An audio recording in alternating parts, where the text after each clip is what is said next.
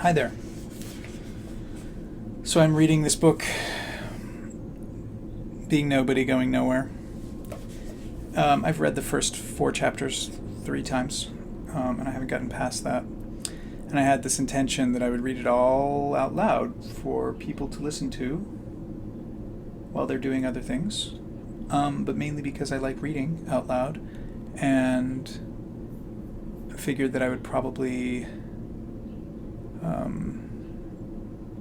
actually get this book read if I made a project out of it, because that's what I have to tend to do. So I'm going to read you the foreword and the preface in the first chapter today, and hopefully upload this before going about my evening. Foreword. Ayya Khema was a very unlikely person. A round little woman with a large featured face topped with a carpet of close-cropped snow-white hair. She embodied naturally and oddly all of the contradictions of the 20th century. She was an internationally known Buddhist teacher and also a Jew who fled Nazi Germany. She was a San Diego housewife and grandmother, and also the founder of Dharma centers on several continents. She was a wandering hippie vegetarian mom who had traveled all over the world in her Land Rover, but she was also one of the few fully ordained Western Buddhist nuns and wrote scores of books on Buddhist meditation. Despite all this, in person she was not awe-inspiring. I think she did not see herself that way, and she did nothing to create an aura around her, although she was never shy about acknowledging her spiritual accomplishments. I always enjoyed her company and felt happy in her presence. Although she was my mother's age, she reminded me of my grandmother, another small, round woman from Europe who had seen the world turn upside down. Maybe it was because of all this contradiction, all this breadth of living, that she seemed immune to the snares of orthodoxy and idealism that religious practitioners so often fall prey to. She had an enormous quality of cutting through flattery, cutting through preconceptions, cutting through confusion, doctrine, desire, verbiage, complications. Maybe it takes a grandmother, a Holocaust survivor, to appreciate what's really important and necessary for our lives, without sidetracks. Theravada Buddhism, with its practical emphasis on happiness, liberation from suffering, and technical path, was Ayya's perfect vehicle. She seemed made for it. The Western Buddhist movement is already several steps down the road from its native beginnings, in which alienated Westerners strove mightily to replace their own painful conditioning with an idealized Asian perspective. Along the way, many complications have necessarily been introduced. How could they not be? Along with an ever-increasing body of new translations and commentaries on traditional teachings, we have also now a considerable body of interpretive and critical material, so that now there is no Western Buddhism without reference to psychology, ecology, feminism, social action, science, critical philosophy, and all our postmodern insight and trouble. While I am sure that all of this is necessary and helpful, it also makes things murky sometimes. Ayya was never murky. She was definite, clear, precise, discriminating, and she had very little patience for anything extra. I think she felt she did not have the time for it. Certainly she had no interest. Having seen and suffered as much as she had, with such a cheerful and enduring spirit, she just wanted to get on with things. She always cut to the chase without whining or poetic elaboration. Her teaching was pungent and to the point, as this book attests. Here she takes up the most important basic teachings in a fresh and direct way, without traditional trappings, but with the original spirit intact. What does this actually mean? How can it actually help? In what way can it be put into practice? To protestations from the difficulty and hardships of practice, Ayya always responds, "It's simple. It's clear. You can do it. Yes, it takes discipline. Yes, you have to be serious. There's no escape from that. But you can do it. And when you do, you'll be grateful for it." I met Ayya late in her life when she had already had cancer and knew her days were numbered. She spoke about this as about almost anything that would come up in conversation freely and without mysteriousness. Death would be fine when it came, there was no problem about that. And meanwhile, there was much work to be done, peacefully and without worry. Why Dharma students were so complicated and confused about so many things she simply could not understand. She was patient with it, but I think never stopped marveling at it uncomprehendingly. The teachings are so clear and straightforward, so easy to put into practice. What is all this fuss about? Ayya was a person who had, by force of circumstances, always moved on. Because of this, she had had, from her earliest years, a powerful appreciation of impermanence and non-attachment. She embodied these qualities authentically and spoke of them convincingly. Even after her ordination as a nun and her establishment as a teacher, she continued to be a person on the move, always on to the next event, the next place, the next student, the next teaching, the next moment. That she is gone now is therefore no surprise and no tragedy. She saw leaving simply as the next step in the process. We who do not yet seem to be gone are lucky to have her written teachings, which are so useful and so bracing. Through them her voice lives on. Oketsu Norman Fisher, San Francisco, California. Preface. This is a simple book for ordinary people who want to find greater happiness and contentment in their lives by following a spiritual path. The Buddha's path is simple and meant for ordinary people. Anyone with goodwill and determination can follow its steps towards freedom of heart and mind. Both heart and mind have to be involved in this journey towards liberation from the self. The mind understands and concludes, connects and discerns, whereas the heart feels. When our feelings become free of emotional reactions and dwell in love and compassion as their natural abode, our mind will be open to the great truths of universal significance. And the more we refer to these truths, the closer we will get to spiritual emancipation. Hopefully this book can help to point out some steps on the way, according to the Buddha's teaching, and facilitate the journey. A 10-day meditation course in Kunsdale, Sri Lanka, was the venue for the talks that are published here. Although my name appears as the author, this book could never have been assembled without the help and support of many people, each making their own special contribution. The students on the course provided the impetus for the talks, and their questions occasioned many of the points mentioned. Stanley Wujaskanawara was the manager and convener of the course, and without him this book would not have been made possible. Barbara Rave transcribed the tapes, and Sister Sangramita typed the first edited edition. Sister Vayama proofread the manuscript, Katja and Amar looked after my physical well-being, and Helga gave me massages and moral support. All the supporters in Sri Lanka, especially Mr. Arthur de Seville, made it possible for me to have the peace and quiet in my hut to attend to this book. How can I show my gratitude? If this book helps even one person to find their path to freedom, the effort will have been amply rewarded. Ayya Khema, Parapapadua, Nuns Island, Dodandua, Sri Lanka, October 1985.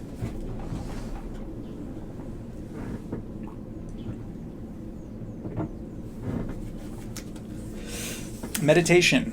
Why and how? Why is meditation so important? You must have realized that it is. Otherwise, you wouldn't be reading this. I'd like to emphasize that meditation is not just something extra to be done in our spare time, but is essential for our well-being. One of our human absurdities is the fact that we're constantly thinking about either the future or the past. Those who are young think of the future because they've got more of it. Those who are older think of more about the past because, for them, there is more of it. But in order to experience life, we have to live each moment. Life has not been happening in the past. That's memory. Life is not going to happen in the future. That's planning. The only time we can live is now, this moment. And as absurd as it may seem, we've got to learn that. As human beings with lifespans of 60, 70, or 80 years, we have to learn to actually experience living in the present. When we have learned that, we will have eliminated a great many of our problems. How simple it sounds. How difficult it is. Anyone who has been trying knows that. Those of you who haven't tried yet will certainly find out. Such a simple premise, and not at all easy to do. There's no other way to learn to live each moment except through meditation. Meditation has other aspects and facets that also help us to do that. We are all quite able and efficient in looking after our bodies. We wash them at least once a day, probably even more. We go out with clean clothes. We rest our bodies at night. Everyone has a bed. We wouldn't be able to stand up to the strain of living if we didn't also rest. We have a house where we shelter the body from rain, wind, sun, the heat, and the cold. We wouldn't be able to function well otherwise. We feed the body with healthy nourishment, not with anything that we would consider poison. We give it the food we consider good for us, and we exercise it. At least we walk. If we didn't, our legs would atrophy and we could no longer use them. Exactly same has to be done for the mind. In fact, it's even more important because the mind is the master and the body is the servant. The best servant in perfect condition, young, strong, and vigorous, having a weak and dissolute master who doesn't know what to do, will not be able to work satisfactorily. The master has to direct the servant, even when the servant isn't so strong and vigorous. If the master is efficient and wise, the household will still be in order. This mind and body is our household. If this inner household is not in order, no outer household can be in order. The one we live and work in is dependent on the order that we have created in our own inner household. The master, the one in charge, has to be in the best possible condition. Nothing in the whole universe is comparable to the mind or can take its place. Everything is mind-made. Yet we all take our minds for granted, which is another absurdity. No one takes the body for granted. When the body gets sick, we quickly run to the doctor. When the body gets hungry, we quickly feed it. When the body gets tired, we quickly rest it. But what about the mind? Only the meditator looks after the mind. Looking after the mind is essential if life is to grow in depth and vision. Otherwise, life stays two-dimensional. Most lives are lived in the realities of yesterday and tomorrow, good and bad. I like it, and I don't like it. I'll have it, or I won't have it. This is mine and this is yours. Only when the mind is trained can we see other dimensions. The first thing we need to do with the mind is wash it, clean it up, not only once or twice a day as we do for the body, but in all our waking moments. In order to do that, we have to learn how. With the body, it's very simple. We use soap and water. We learned to do that when we were small. Mind can only be cleansed by mind. What the mind has put in there, the mind can take out. 1 second of concentration and meditation is 1 second of purification because, luckily, the mind can only do one thing at a time. Although the Buddha has said we can have 3,000 mind moments in the blink of an eyelid, we don't usually have that many, and we don't have them all at once. Mind moments follow each other in quick succession, but only one at a time. When we concentrate, the 5 hindrances, our defilements, don't get a chance to arise because the mind can only do one thing at a time. And as we get better at enlarging our periods of concentration, the mind gets cleansed of its rough spots.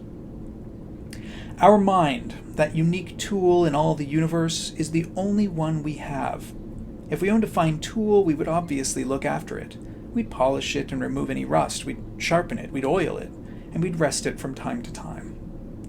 Here we have this marvelous tool with which everything can be accomplished, including enlightenment, and it's up to us to learn to look after it. It won't function properly otherwise. During meditation, we learn to drop from the mind what we don't want to keep. We only want to keep in mind our meditation subject. As we become more and more skilled at it, we start to use the same faculty in our daily lives to help us drop those thoughts that are unwholesome. In this way, our meditation practice assists us in daily living, and our attention to wholesome thoughts in everyday life helps our meditation practice. The person who becomes master of his or her thoughts and learns to think what he or she wants to think is called an arahant, an enlightened one. Don't be surprised if this letting go of thoughts doesn't work all the time. It will surely function some of the time.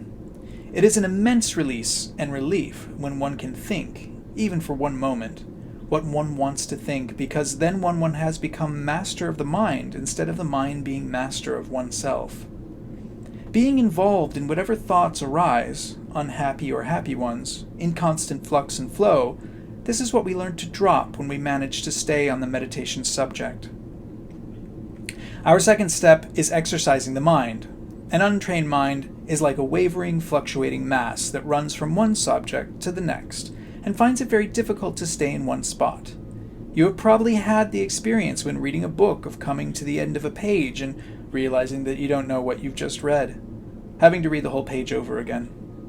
The mind has to be pushed to stay in one spot, like doing push-ups, like weightlifting, developing muscles in the mind. Strength can only come from exercising the mind to do exactly what one wants to do, to stand still when one wants to stand still. This also creates power in the mind because it's connected with renunciation, with letting go. All of us, not being arahants, have sizable egos. The me and mine syndrome and if you please, I'll keep it and you stay out. Attitudes create all the world's problems. We can only be sure that the ego is affirmed when we're thinking, talking, reading, seeing a movie, or using the mind in the interests of ego. The great renunciation that arises in meditation is to drop all thoughts. When there's nobody thinking, there's no ego confirmation. To start with, dropping thoughts will only be possible momentarily. But it's a step in the right direction. The spiritual path is all about letting go. There is nothing to achieve or gain. Although these words are used frequently, they are only ways of expressing ourselves. In reality, a spiritual path is a path of renunciation, letting go, constantly dropping all we have built up around ourselves. This includes possessions, conditioned habits, ideas, beliefs, thinking patterns. It is difficult to stop thinking in meditation because that would be like renunciation, and it is a moment when the ego doesn't have any support. When it happens for the first time, the mind immediately reacts with, "Oh, what was that?" And then, of course, one is thinking again. To be able to keep the mind in one spot creates mind muscles. Give the mind strength and power. The teaching of the Buddha is profound and extraordinary, and only a profound and extraordinary mind can actually understand the inner vision of what he meant. Therefore, we need to train the mind towards that goal. The body's strength makes it possible to accomplish what we set out to do with the body. The mind's strength makes it possible to do the same with the mind. A strong mind does not suffer from boredom, frustration, depression, or unhappiness. It has learned to drop what it doesn't want. Meditation practice has given it the necessary muscles. The mind, being the most valuable and intricate tool in the universe, also needs a rest. We have been thinking ever since we were very small, and innumerable lifetimes before that. All day we think, all night we dream. There isn't a moment's rest. We may go on holiday, but what goes on holiday? The body goes on holiday. It might go to the beach, to the seaside, or the mountains, or to a different country. But what about the mind? Instead of thinking about the work one has to do at home, one thinks about all the sights, sounds, and tastes of a new place. The mind isn't getting a holiday, it just thinks about something else. If we didn't give the body a rest at night, it wouldn't function very long. Our mind needs a rest too, but this can't be had through sleeping. The only time the mind can have a real rest, is when it stops thinking and starts only experiencing. One of the similes used for the mind is a blank screen on which a continuous film is shown without intermission. Because the film, the constant play of thoughts, is continuous, one forgets that there has to be a screen behind on which to project it. If we stop that film for a moment in meditation, we can experience the basic purity of our mind. That is a moment of bliss, a moment that brings the kind of happiness not available anywhere else, through anything else, a happiness that is independent of outer conditions. It's not unconditioned, but conditioned only by concentration. It's not dependent upon good food or climate, entertainment, or the right relationships, other people or pleasant responses or possessions, all of which are totally unreliable and cannot be depended upon because they are always changing. Concentration is reliable if one keeps practicing. Once verbalization stops for a moment, not only is there quiet, but there is a feeling of contentment. The mind has at last found its home. We wouldn't be very happy if we didn't have a home for this body of ours. We are equally not very happy if we don't have a home for our mind. That quiet, peaceful space is the mind's home. It can go home and relax just as we do after a day's work when we relax the body in an easy chair and at night in bed. Now the mind too can take it easy. It doesn't have to think. Thinking is suffering, no matter what it is that we think. There is movement in it, and because of that there is friction. Everything that moves creates friction. The moment we relax and rest the mind, it gains new strength and also happiness, because it knows it can go home at any time. The happiness created at the time of meditation carries through to daily living, because the mind knows that nothing has to be taken so seriously that it can't go home again and find peace and quiet. These are the main reasons why life can never be fulfilling without meditation. It may bring outer conditions that are enjoyable, but the fulfillment that one gets from inner conditions has more scope. The letting go, the renunciation, brings insight, namely the understanding that the ego isn't constantly wanting and therefore also wanting to think. When the ego stops wanting, it doesn't need to think. Then the ego stops wanting, all unsatisfactoriness vanishes. This is why we should meditate. Now we'll look at the how of meditation. We're going to employ mindfulness of our in-breath and out-breath. This is ideally experienced at the nostrils.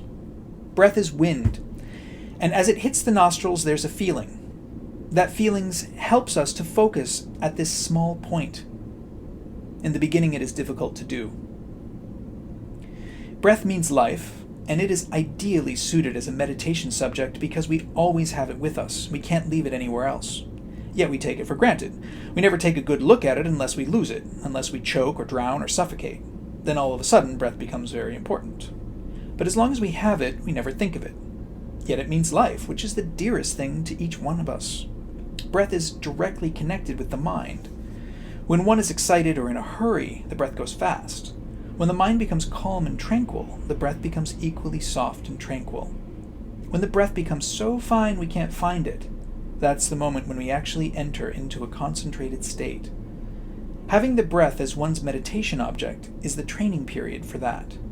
It's the only bodily function that is both self-regulating and subject to intention. We can make it deeper, longer, or shallower, and can even stop it altogether for some time. There are many other methods of paying attention to the breath. We can follow the breath as far in and as far out as we become aware of it. Don't make the breath anything special, but just follow its course. This provides a wider base of attention. It is not as exact as keeping the mind at the nostrils, and therefore it's a little easier. Or you can use breath plus a word, for instance, Buddha. Bud on the in-breath, ha on the out-breath. Breath plus syllable both together. It's very effective for people to whom Buddha is meaningful. You can also count the breaths, 1 on the in-breath, 1 on the out-breath, 2 on the in-breath, 2 on the out-breath. No less than 5, no more than 10. When you reach 10, start at 1 again. Every time the mind wanders, start at 1. In the beginning, it doesn't matter if you get any further than 1. All minds are alike. You don't have to think, I'm especially unsuited for this. Who's I, anyway? It's just an untrained mind as opposed to a trained one. Anyone who enters a marathon can run well and quickly if they have trained for it. It is silly to think, I'm useless, I can't run fast, if you haven't trained for it. Counting, saying Buddha, attention at the nostrils, observation of the breath as far in and out as possible, find which method you feel most comfortable with and then stick to it. If you have practiced attention on the rise and fall of the abdomen and you have managed some concentration, then continue with that. Keep your legs in a position that you can stay in for some time. The back should be straight but relaxed. Shoulders, stomach, and neck should be relaxed. When you find yourself slumping forward, sit up again. The same goes for the head. When you're aware of the head going down, bring it back up. Slumping and letting the head fall forward are postures of sleepiness, or at least drowsiness, the very opposite of meditation. Meditation needs total awareness. You'll probably find that the mind just won't stay on the breath no matter what you try, whether it's Buddha or 1-2, 1-2-2, or whether you concentrate on the nostrils or follow the breath in and out. The mind will just not do it unless you've been practicing for some years. The thoughts, the projected movie, will be there. The way to work with that is to quickly label the thought. But if that's too difficult, just call it thinking, or confusion, or remembering, or even planning, or nonsense. It doesn't matter. The minute you give it a label, you are stepping back to look at it. Unless you do that, you become the thinker and are totally distracted. You are at home worrying about the cat that might have gotten locked in the bedroom, or about the children not getting their proper dinner, Whatever it may be, you're thinking and worrying about it, and it's rationalized in the mind as, yes, but I have to think about that. One doesn't have to think about anything when meditating. Life keeps on happening and doesn't need us to think about it. It's constantly arising and ceasing every single moment. When thoughts arise, look at them. Give them a name. Whether it's a correct label or not doesn't matter. Any label during meditation means the thought needs to be dropped. When you have learned to label in meditation, you'll be able to label thought as wholesome, profitable, skillful, or otherwise in daily living also. When you know it's not skillful or wholesome, you can let go of it. You learn to think what you want to think, and when one learns that, one need never be unhappy again. Only a fool becomes voluntarily unhappy. This is the usefulness of labeling in everyday life, but in meditation it means that you have become mindful. This practice is all about mindfulness. The Buddha said, "The one way for the purification of beings, for the destruction of unsatisfactoriness, for entering the noble path, for realizing freedom from all suffering, is mindfulness." Knowing, I'm thinking, I'm not meditating, I'm worrying, I'm anxious, I'm dreaming about the future, I'm hoping, wishing. Knowing only, then returning to the breath. If you are having 1,000 thoughts, then give them 1,000 labels. This is the way to real mindfulness. Knowing the thinking process as well as the contents of the thoughts. These are the foundations of mindfulness in action. The only way to liberation when actually practiced.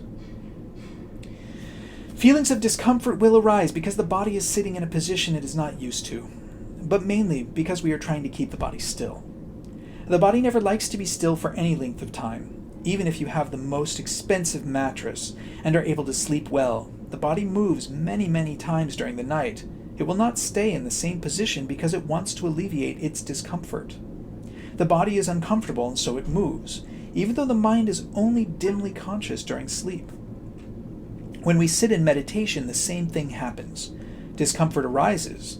Instead of immediately trying to change one's position, which is our habitual, spontaneous, impetuous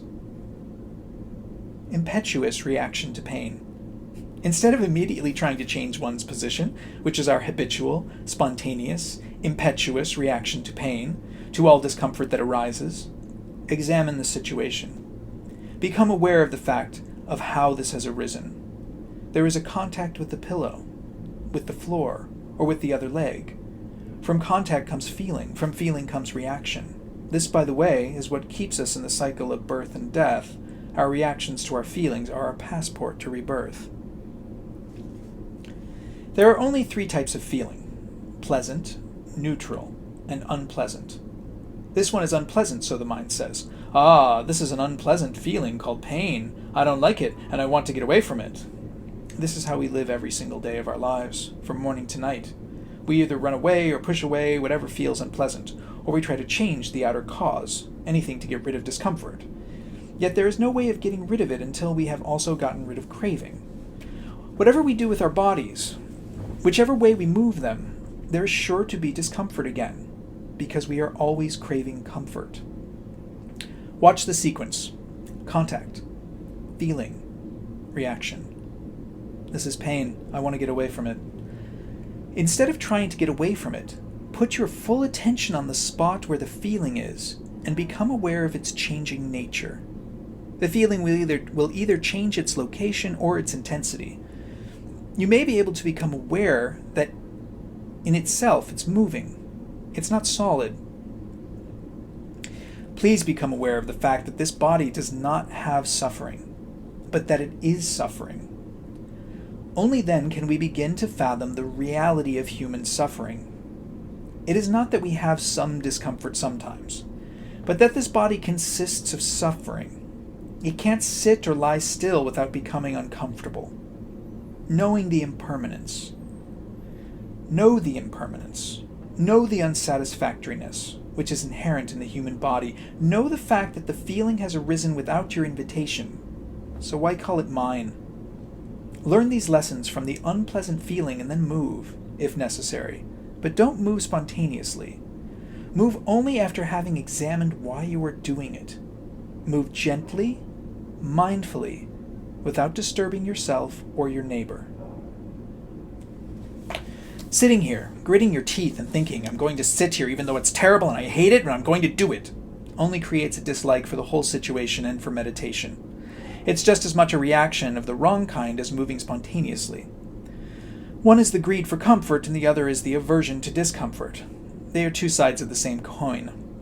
The only thing that makes any sense is insight into oneself and one's own reactions, and that brings results. Work with the feeling and thoughts as they arise.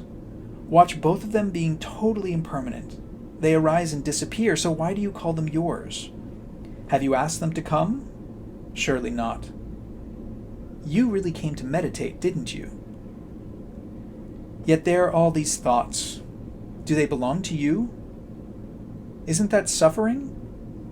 Impermanence, unsatisfactoriness, non-self, all the three characteristics to be found in all that exists. Unless we identify them within ourselves, we will never know what the Buddha taught. Meditation is the way to find out. The rest are just words. This is the action.